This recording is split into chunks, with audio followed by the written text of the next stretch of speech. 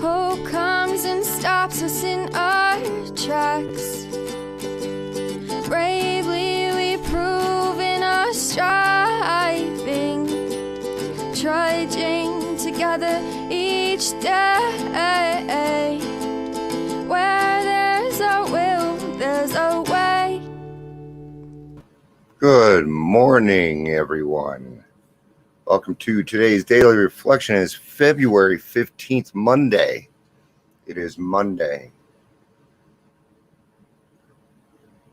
And I hope everybody had a good, warm weekend. I know everybody in the country is pretty cold. So, stay warm. If you're here for the live or for the rewatch, please say hello.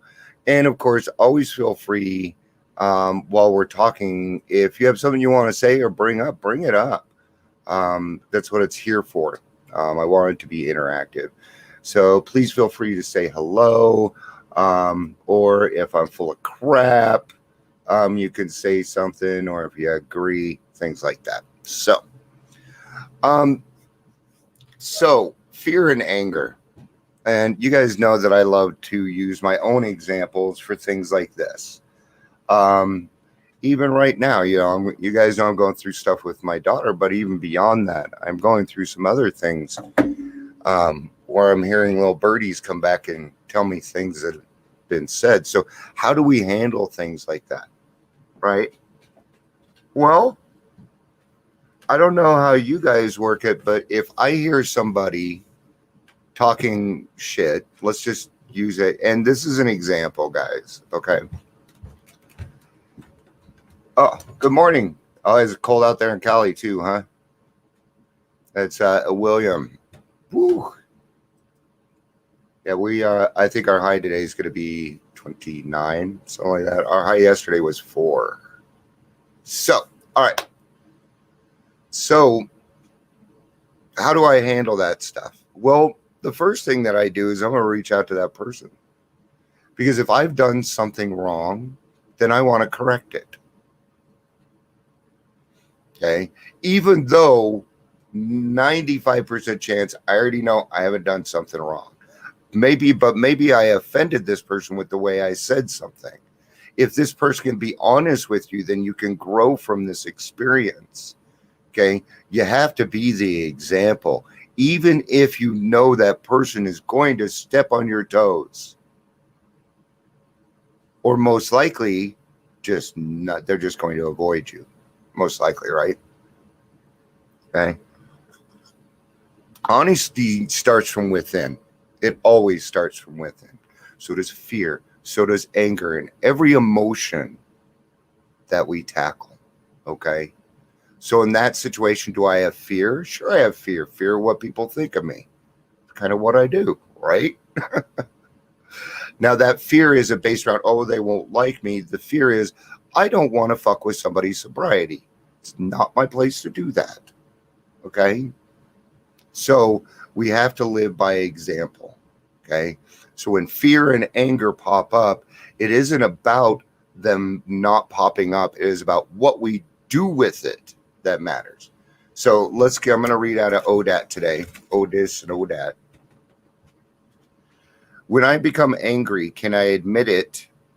Can I admit to it and state it as a fact without allowing it to build up and burst out in appropriate ways?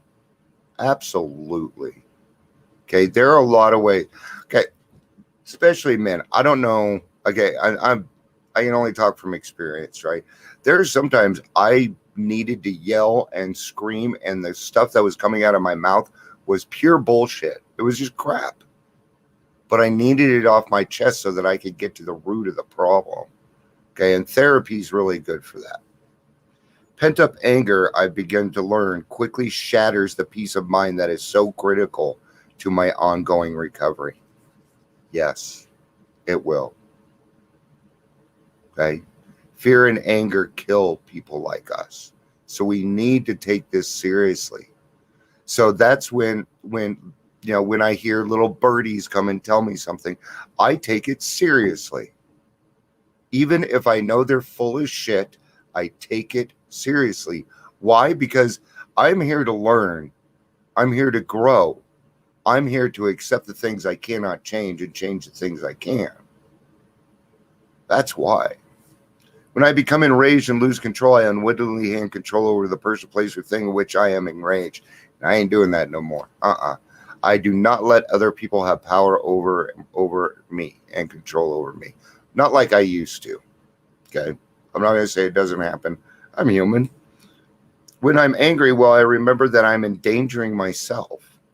Well, I count to 10 by calling a friend in the program and say the Serenity Prayer aloud. That's what I do. I say the Serenity Prayer aloud. Okay? And then I switch over to Rule 62 immediately, which means I don't take myself too seriously. Aha. See, you got to find that balance in there, being able to reprimand yourself and being okay with it at the same time. So what I did, because I could have easily went and grabbed page 62, but I went to the, what they call them, the appendix in the back, and I paid, they didn't have any, or index. They didn't have anything on anger, but they did on fear.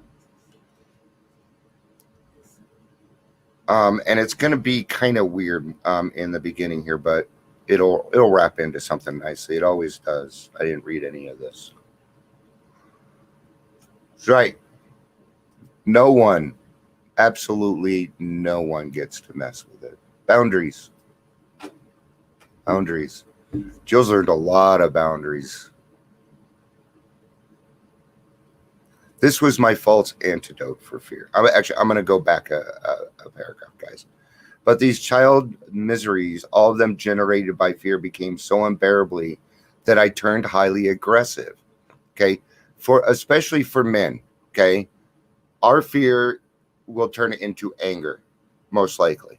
I'm not saying that we won't whine and cry and throw ourselves on the ground like a little 2-year-old, but anger's probably the thing that's going to pop up first, because that's what was instilled in us as men. We were told that. We were told, we weren't told directly, you get mad when you have fear, but we watched our fathers, we watched our grandfathers do this. We watched the men around us do this. And that's how we learned it. Thinking I could never belong and vowing I'd never settle for any second-rate status. God, I feel that one to the core. I felt I simply had to dominate in everything I chose to do, work or play. As this attractive formula for good life began to succeed, according to my then specifications of success, I became deliriously happy. But when an undertaking occasionally did fail, I was filled with resentment and depression that could be cured only by the next triumph. Very early, therefore, I came to value everything in terms of victory or defeat, all or nothing. The only satisfaction I knew was to win. Wow. Reminds me of a song called Beauty of Grey. It was written by Ed Kowalczyk. He's the lead singer of Live. You guys know who Live is. If I played some of their songs, you know who they were. All right, but he wrote this song when he was 19 years old. And it talks about the beauty of gray, that the world, that life is not just black and white, that there's beauty in gray. There's the beauty and serenity in the middle. Okay. So this is how I do it. This is how I say it. So anger, frustration, despair, fear, happiness, joy, serenity, right? You have these two extremes. Look what's in the middle. God, serenity, peace. While calamity is going on, you can have serenity while in calamity. It's true. This was my false antidote for fear, and this was the pattern ever more deeply etched that dogged me through my school days. World War I, the hectic drinking career in Wall Street, and down into the final hours, my complete collapse. By that time, adversity was no longer a stimulant, and I knew not whether my greater fear was to live or to die. And I don't think I let you guys know this. This is Bill W. talking or writing. While my basic fear pattern is a common one, there are, of course, many others. Indeed, fear manifestations and the problems that trail in their wake are so numerous and complex that in this brief article it is not possible to detail even a few of them. We can only review those spiritual resources and principles by which we may be able to face and deal with fear in any of its aspects. So in that, I would say that, indeed, fear manifestations of the problems that trail in their wake are so numerous and complex, that he doesn't even have time to talk about them all.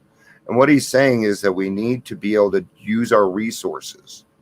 It says to review your spiritual resources and utilize those resources in order to face that fear. I would suggest therapy. I know. Bad word. I know good therapists, guys. I do. I don't think I've ever met a bad counselor. Okay. I'll get into that someday, though. I will. I'm not saying, but there aren't good fits.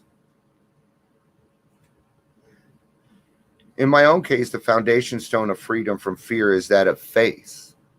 A faith that, despite all worldly appearances to the contrary, causes me to believe that I live in a universe that makes sense. To me, this means a belief in a creator who is all-powerful, who has all-powerful justice and love, a God who intends for me a purpose, a meaning, and a destiny to grow, however little or haltingly, toward his own likeness and image. Before coming to faith, I had lived as an alien in the cosmos that seemed both hostile and cruel. In it, there could be no inner security for me. And then they're getting into some Dr. Jung's kind of stuff, and I don't have time for that. But this is on page 265, if you want to read it. It's and it's in the language of the heart, this matter of fear. Really, really good article. And he goes into what I really love about Bill W. is he goes into his emotions. The book I'm reading is The Language of the Heart. It's Bill W.'s Grapevine writings. Who's asking? William. So that's what that is, bud. You can also find emotional sobriety in here. Yes, I actually highly recommend this book for anybody that wants to go beyond the 12 steps. Some people don't want to go beyond 12 steps. That's okay. You can still live a really good life, but there's some of us, like us page 20 drunks, that need to go beyond. We need to, or we're going to continue dealing with our trauma and our PTSD and our anxiety and everything else. Okay, so we have to go a little bit further than even the norm. Okay. Today I pray, may I recognize angry feelings and let them out a little at a time, stating my fear as fact instead of allowing it to fester into rage and explode uncontrollably. Today I'll remember anger is, rage not be. Oh, that doesn't sound like Yoda at all, does it? Anger is, rage not be. And tomorrow it's all right to feel anger. All right. So anger, yes, I got angry yesterday. What'd I do? Nothing. I let it go. Okay. I'm angry almost every morning I get up. Okay. Because of the dreams that I have, and I wake up and my mind just likes to go to negative things. It's why I jump into a positive thing quickly. Right? I go pray, get myself out of that. Right? That's just my brain up here. We have to remind the new brain cells that appear that we don't party here. Okay? We live a healthy life, and we're trying to get better. We're trying to live a spiritual life, and we are here to help other people get and stay sober, and that's why we're here. So cool, guys. Thank you for being here. I learned a lot from this too, and a lot of times when I come on here, it's shit that I'm dealing with, right? And I think it's important that we come on here and let other people know what we're going through. That's why I started this whole thing, was because of my PTSD and my anxiety. And I used to come on here even while I was going through it. Maybe I'll go back and grab some of my old videos.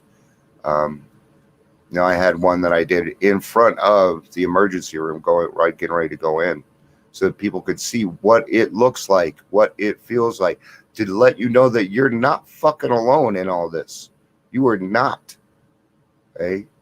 I tell you right now, if I did it and I'm not alone, then you can do this too. Because I went really far down. Okay? The big difference is this. I wouldn't have had 6 people to carry my casket when I came into the program. Now I have plenty of people that would do it. Have a great day, guys. I love you. Right? If you haven't learned to love yourself yet, I'll do it for you. I love you. Have a great day. Peace out.